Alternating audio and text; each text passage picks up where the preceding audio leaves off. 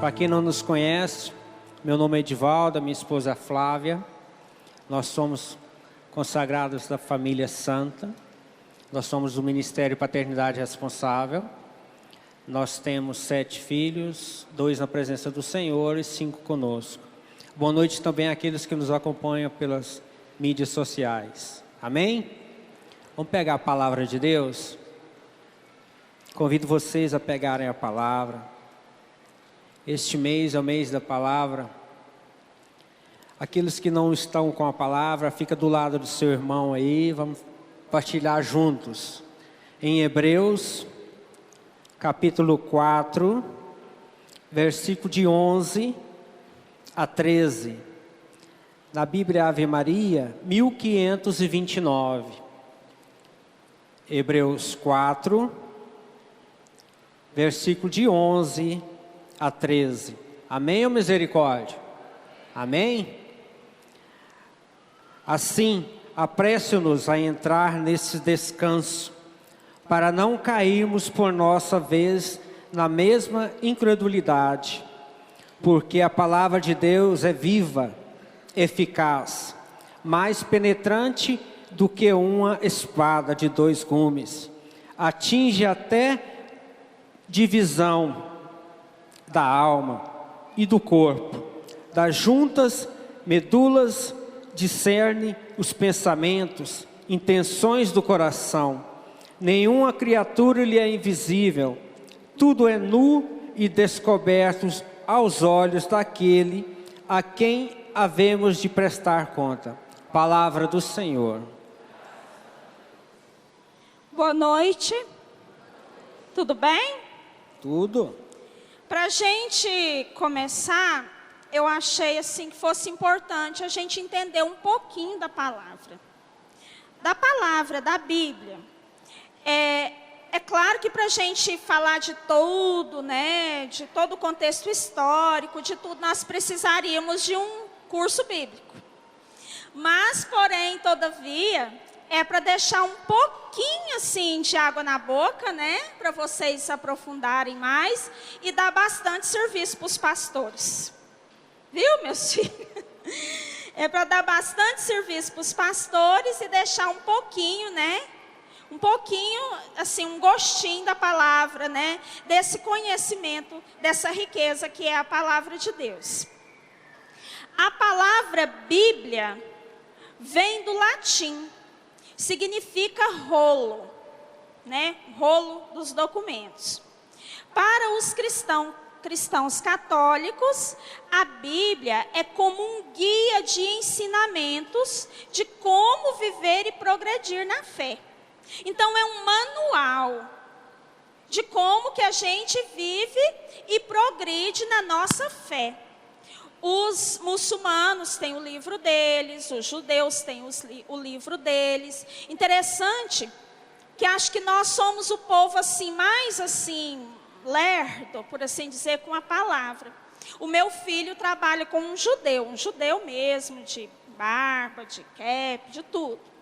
E o meu filho fala que a hora que dá a hora dele ler o livro dele, né, o Torá, nada faz ele parar.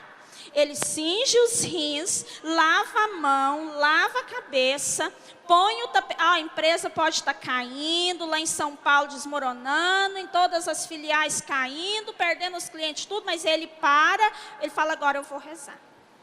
E ele para ler o livro sagrado dele. Os muçulmanos, eles chegam a ler o livro sagrado deles, que é o Alcorão, 4 vezes por dia.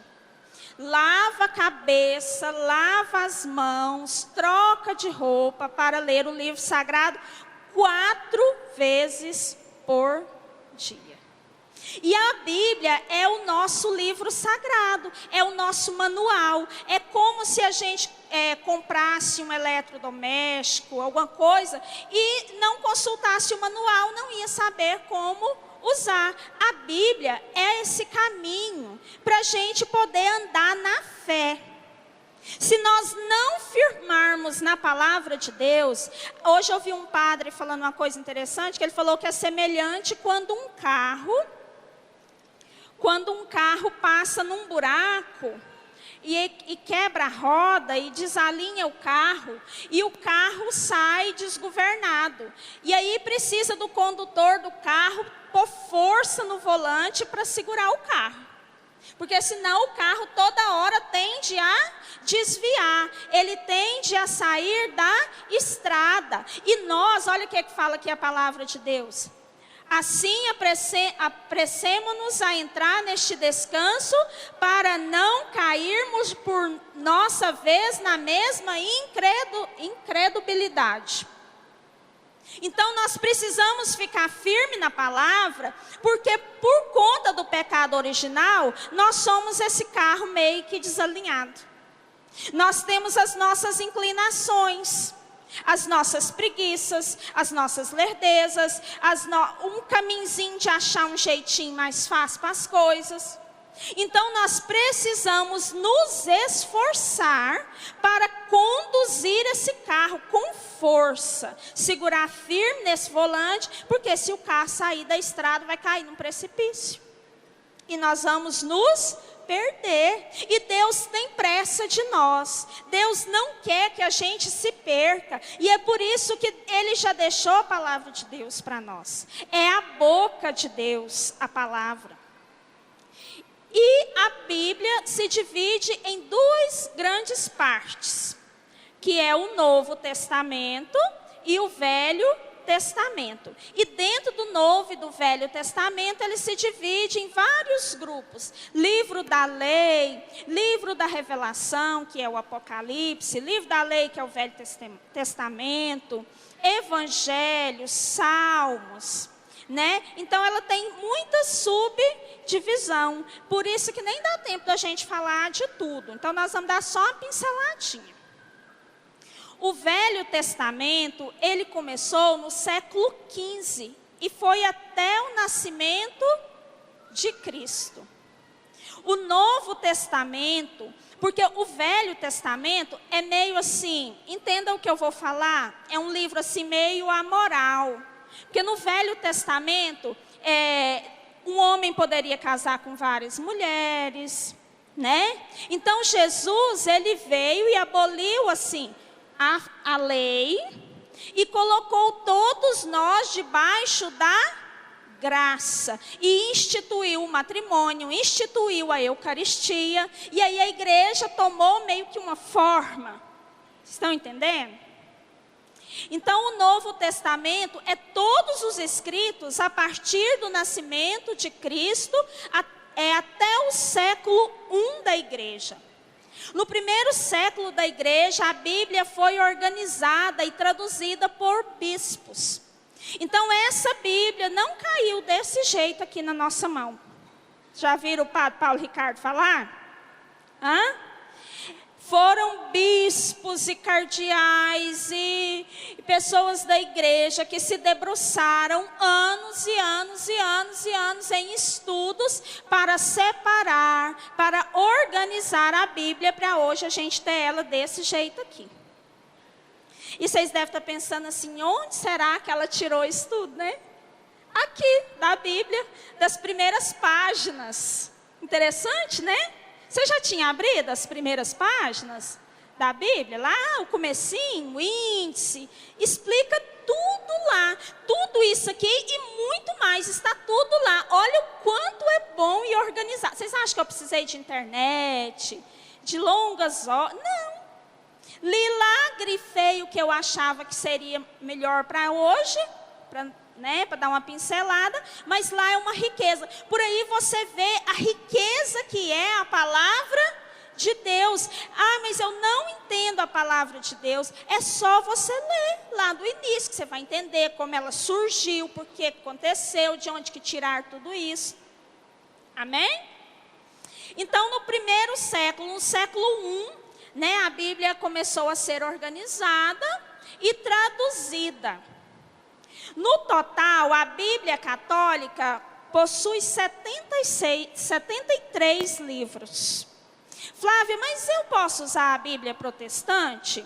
Não, porque você não é protestante, né? Você é católico. A Bíblia protestante tem 66, ela tem 7 a menos, que quando Martim Lutero, na revolta religiosa lá, que ele se apartou da igreja, ele traduziu a Bíblia para o alemão e tirou da Bíblia 7 livros que ele não achava que era inspirado por Deus. Não fala lá, toda a escritura é inspirada, né? Tem o condão de salvar. Então, ele achava que esses 7 livros não eram inspirados por Deus. Ele deixou em anexo para estudo. Mas a Bíblia protestante, hoje em dia, os protestantes que eles mais usam é a tradução José Ferreira de Almeida, e a dele só tem, então, 66 livros. A nossa Bíblia é completa, né? O que mais aqui que eu achei importante? Por que a palavra de Deus, então, Flávia, ela é importante para a minha vida? Por que que a igreja até dedica esse mês de setembro para estudo, né, da palavra? Por isso, para nos lembrar da palavra. Porque se nós formos como lá o patrão do meu filho e como os muçulmanos, com a palavra de Deus, não precisava nem ter mês da palavra. Porque a palavra seria uma constante na nossa vida. Né? Uma constante na nossa vida. A gente percebe o poder da palavra de Deus lá já no Gênesis, que tudo que Deus criou foi pelo poder da palavra. Tudo que Deus criou foi pelo poder da palavra. Faça isso, faça aquilo outro. E as coisas foram tomando forma, né? Faça o homem, faça a mulher, auxílio do homem, faça isso, faça aquilo. E as coisas foram tomando forma, né? Então, a palavra de Deus, ela tem esse poder de nos provocar, de nos tirar. Vocês já assim levam uma lapada da palavra? É bom, não é? Quando você está bem tranquilão lá e a palavra pof, pof, pof, pof, pof na sua cara. E você vai dormir até meio nervoso, com raiva do pregador, não é? Eu lembro quando eu estava voltando assim para a igreja, que eu estava rezando pela conversão minha, do Divaldo. Eu punha no rádio, todo dia o padre Luiz me dava uma porrada assim, né? Com a palavra, todo dia ele dava um murro assim na minha cabeça. E eu desligava o rádio e pensava, que padre, reta, que falta de amor, que falta de misericórdia. E passava um pedacinho, eu ia lá fora, voltava, eu tenho que escutar esse negócio, porque é para mim, porque a palavra de Deus é para mim e para você.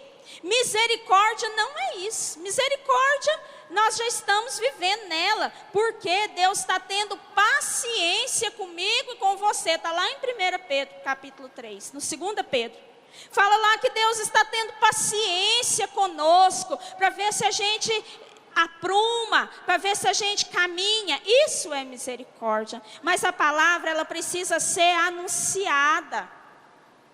Ela precisa ser guardada no coração, para que tenha força. Eu lembro de quando a Luísa estava muito ruim com a sonda, e aí dava de madrugada, aquela noite longa, né? Que o dia não amanhece. E eu punha a palavra em cima dela, tadinha. Ela era tão fraquinha que nem suportava muito a palavra. Mas eu punha a palavra em cima dela. Outra hora eu ia proclamando a palavra, e ela vomitava, e eu proclamava a palavra, e eu ia proclamando. Melhorou o negócio, que está mais chique. Deve ser, sim, né, bem, homenagem, né? Entendeu? E eu ia proclamando a palavra, e ela lá no berço, lá, tadinha, desfalecida, era quase de passar o bendito do leite, ela vomitava tudo, essa sonda saía, era uma confusão danada, e eu falava, Luiz, o Senhor é nossa luz e a nossa salvação. Luiz, o Senhor nos conhece, Ele nos formou desde o seio da nossa mãe, ainda que nós passamos por o vale da sombra da morte, ela olhava para mim e ria, acho que ela achava minha mãe louca. Né? Eu falava, ainda que vós passando pelo vale da sombra da morte, esperando o dia amanhecer para ir para o hospital. Se eu chegasse no hospital com ela 3 horas da manhã, com a sonda, no estado daquele, era UTI na hora. Eu falava, não vou esperar amanhecer, procurar a médica dela. Então a palavra de Deus, ela é para estar diária na nossa vida. Não é para estar na estante, no criadinho mudo. Eu hoje estava pensando, eu fiz um exercício para lembrar da liturgia de domingo. Fiz um exercício para me lembrar da liturgia de domingo. Então por quê? Porque nós somos o quê? Tardos, devagar com a palavra. E o Senhor, Ele tem uma aliança comigo e com você. E essa aliança é uma aliança, é um pacto de amor. Mas Ele está esperando que nós ergamos os nossos braços, que a gente se levante, que a gente comece a viver aquilo que a palavra está nos apontando. Que a gente comece a escutar a voz de Deus. A gente vem no grupo de oração, ou na Santa Missa. Na Santa Missa, às vezes, já assim, no ofertório, você já esqueceu a palavra, porque você está distraído, está com pressa, deixou alguém em casa. E a Sagrada Escritura é uma pilastra da igreja. A igreja tem a Sagrada Escritura, o magistério, que é a lei, né, os dogmas, tudo, e, tradição.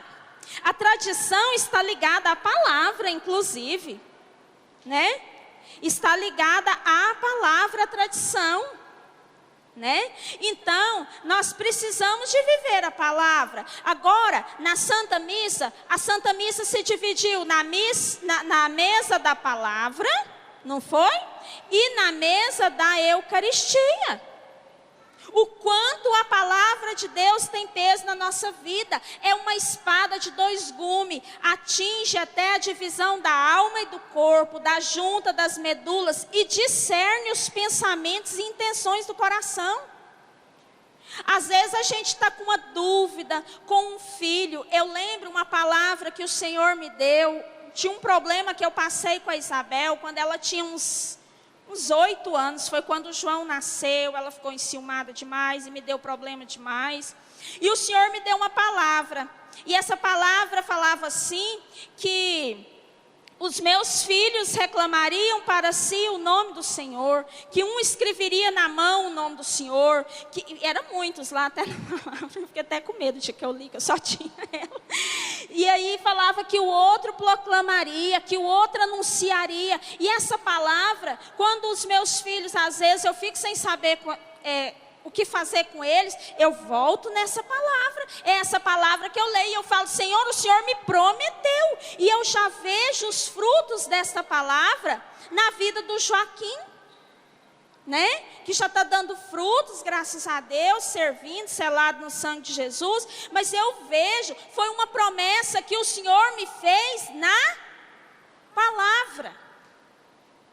Né? Então nós precisamos nos agarrar à palavra. Aqui no livro da sabedoria, não precisa abrir, eu vou ler, porque senão a gente perde tempo. É no capítulo 16, no versículo 26, diz assim: para que os filhos que vós amais, Senhor, aprendessem que não são os frutos da terra que alimentam o homem, mas é a vossa palavra que conserva em vida aqueles que creem em vós. Então, quem te conserva a vida? A palavra de Deus. Você sabe por que ela conserva a sua vida? Porque ela fala para você, sem mim nada podeis fazer. Quando você já está querendo bater umas asinhas, vazar fora e fazer as coisas sozinho, achar que está muito bom, muito sabido, eu não preciso mais, não preciso disso tudo. Então a palavra vem e fala para você, sem mim nada podeis fazer. A palavra tem o poder de te arrancar do pecado. Né? A palavra de Deus, ela tem um poder de libertação. Eu lembro, né? Quando faltava um pouquinho para o Edivaldo se converter, Pode aplaudir, gente. É muita graça mesmo. Um dia ele chegou tarde, né? E aí ele falou umas coisas para mim, né? Aí eu arrumei a janta para ele, ele jantou e eu fui pro sofá chorar. Fui, chorei, reclamei, chorei as pitangas para o Senhor. Falei, não, Senhor, eu sei que eu errei, mas tem piedade, misericórdia, não suporto mais essa dor, né? E abri a palavra. Naquela época eu não tinha muita intimidade com a palavra de Deus, mas eu já sabia do poder da palavra. E eu abri a palavra e saiu em uma palavra, Isaías 43, que falava assim, versículo 18, nunca vou esquecer, não vos lembreis dos acontecimentos passados. Eis que vou fazer obra nova, a qual já surge, não vês? Eu falei, não vejo, o senhor vai me perdoar, mas nessas alturas do campeonato aqui, essa madrugada, essa hora, eu não estou vendo nada, eu não vejo uma solução. Eu não estou vendo. E aí eu falei assim para o Senhor, o coração dele é um deserto.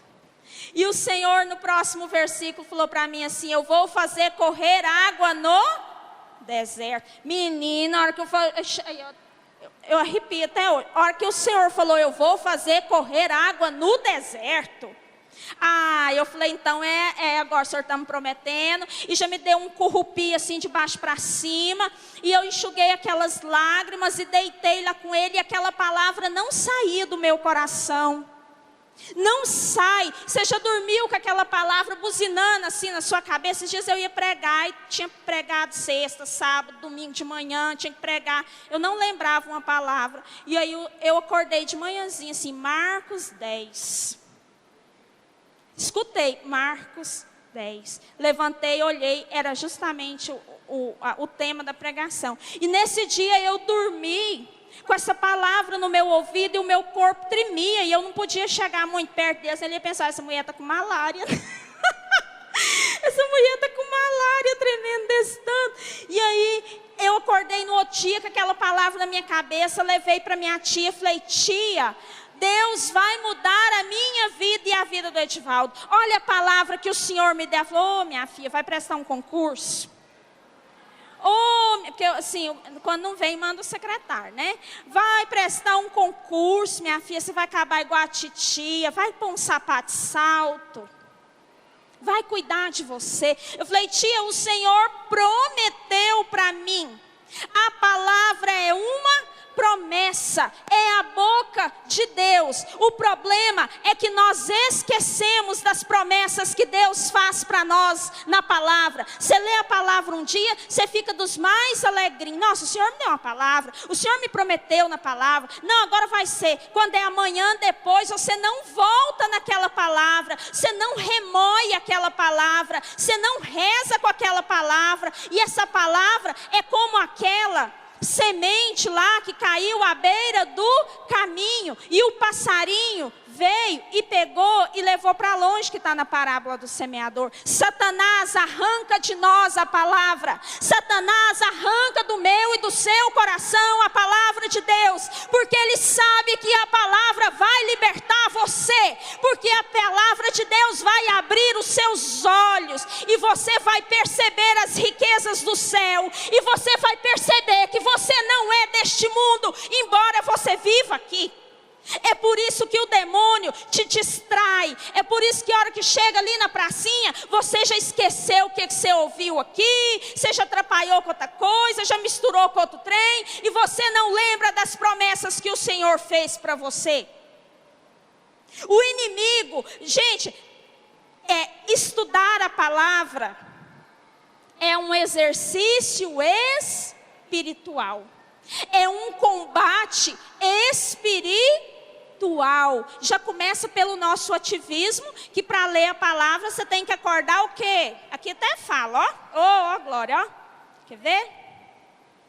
Para que se soubesse que é preciso antecipar-se ao sol para vos agradecer. E que é antecipar o sol? Levantar de madrugada. Vocês gostam? Que jeito que eu levanto, bem?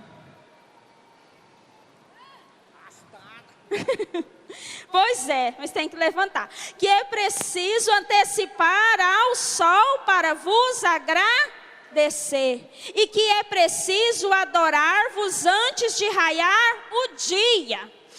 Antes de você começar o seu dia, você já tem que estar ruminando uma palavra, ó. Para a hora que a tribulação, no meio do dia, a tribulação já levanta, quando lá em casa, lá para as 10, ela já está levantando, né? Bem a tribulação. A hora que ela levanta já na sua vida, você tem uma palavra para combater a tribulação. Erga os olhos para os montes, de onde virá o meu socorro? O meu socorro vem do Senhor. Quando a menina liga lá da escola passando mal, que a hora que o telefone toca, as meninas veem que é ela, as meninas falam, mãe do céu, será que eu estou passando mal? E aí eu já falo, erga os olhos para os montes. De onde virá o meu socorro? O meu socorro vem do Senhor. Você já tem essa palavra para você ruminar, para você combater, para você não desanimar, porque você reza um pouquinho de manhã cedo, mas você não rumina a palavra, aquilo se perde, não cria raiz, como diz na palavra do semeador, que alguns perdem a palavra, porque a palavra não cria raiz. Aí vem o sol quente do inferno, do capeta, queima e torra a palavra, e torra até seus neurônios, e a gente anda parecendo um povo, que eu não vou nem falar o nome. Entendeu? Entendeu por que precisa de uma força sobre-humana? É uma batalha espiritual.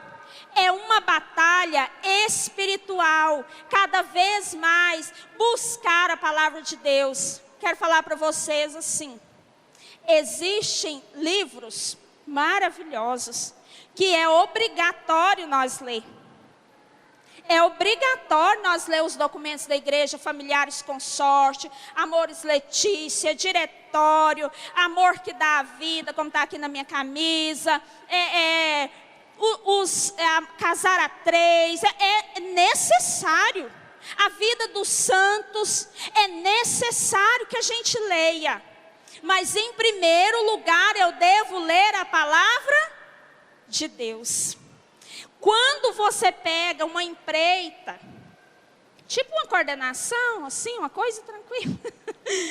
Tipo uma coordenação, tipo um pastoreio, depois que a pastora é a Cíntia, você fica com as ovelhas, te larga lá. E você fica assim, né, pensando, meu Senhor, e agora o que é que eu faço? Né?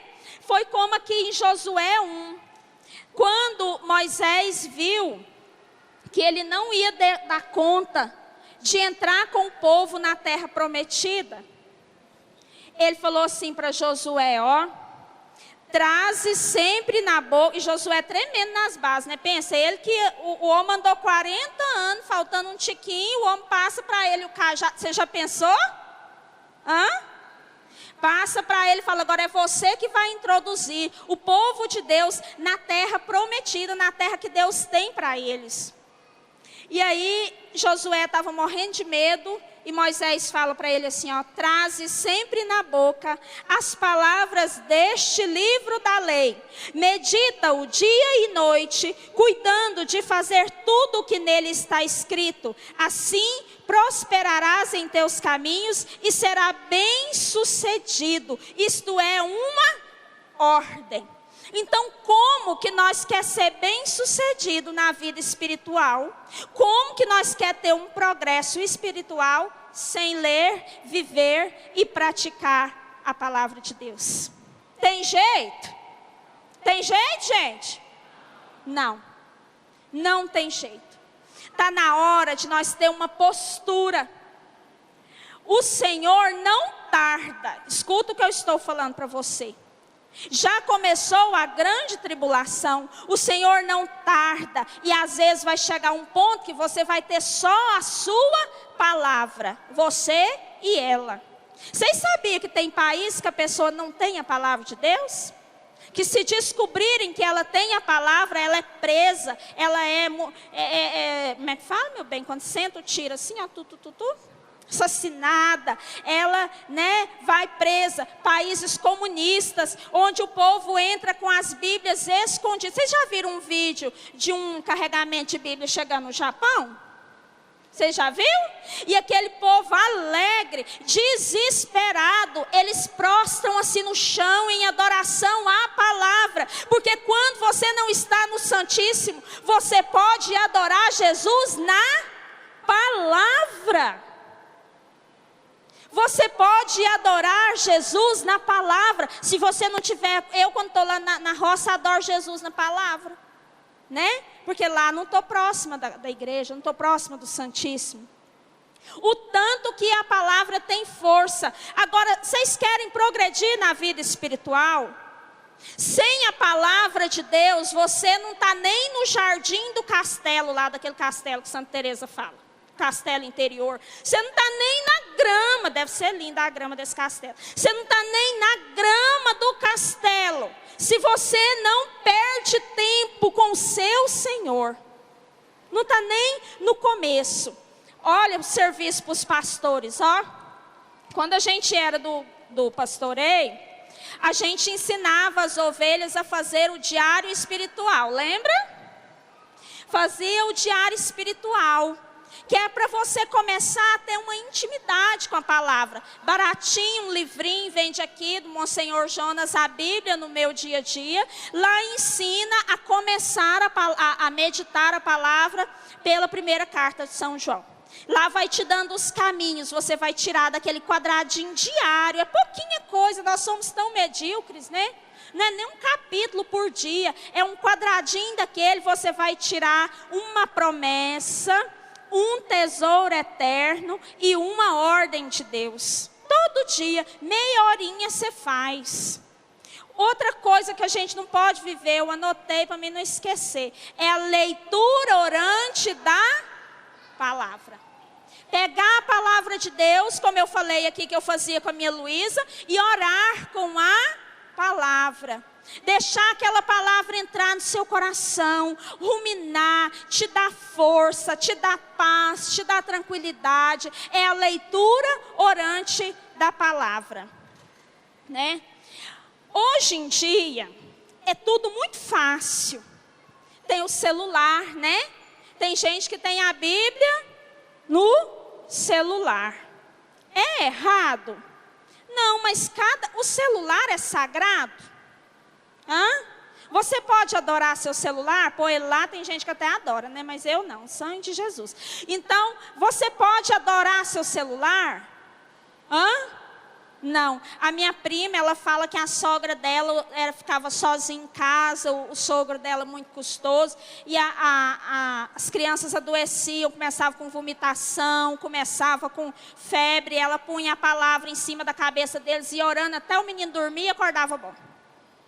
Porque tinha fé, tinha confiança na palavra de Deus. Então o celular é uma bênção, porque a gente manda um recado assim no ministério, já cai para todo mundo de uma vez só. Você pergunta, você fala, igual eu falo com a Keilinha lá nos Estados Unidos todo dia, né? Vejo a carinha dela na videochamada. Ó, bênção, mas é o celular. Você precisa trazer para a missa a sua palavra.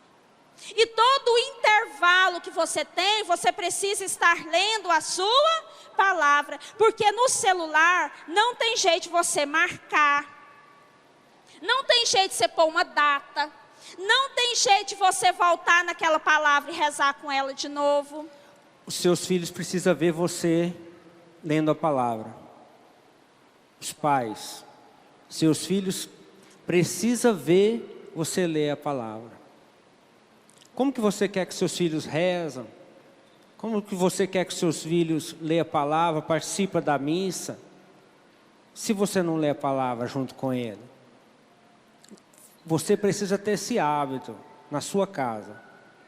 Hoje na missa, o padre foi ler o evangelho, o João correu para pegar a Bíblia, ele está aprendendo, ele está empolgado em querer encontrar a palavra. Ele precisa desse incentivo. E os pais têm que incentivar seu filho a ler a palavra. Como que você quer que seu filho seja um servo de Deus futuramente? Que o seu filho leia a palavra, se ele não te vê ler a palavra, ele não vê você rezando. Você tem que dar o exemplo na sua casa. Então, essa modernidade de videozinhos pronto, videozinho de meia hora, 40 minutos, muito bom, ótimo. Videozinho de pregação, videozinho de palestra, maravilha, de estudos, bênção, glória a Deus. Mas não substitui a palavra de Deus na sua vida. Você sabe por que nós tudo anda pendengando?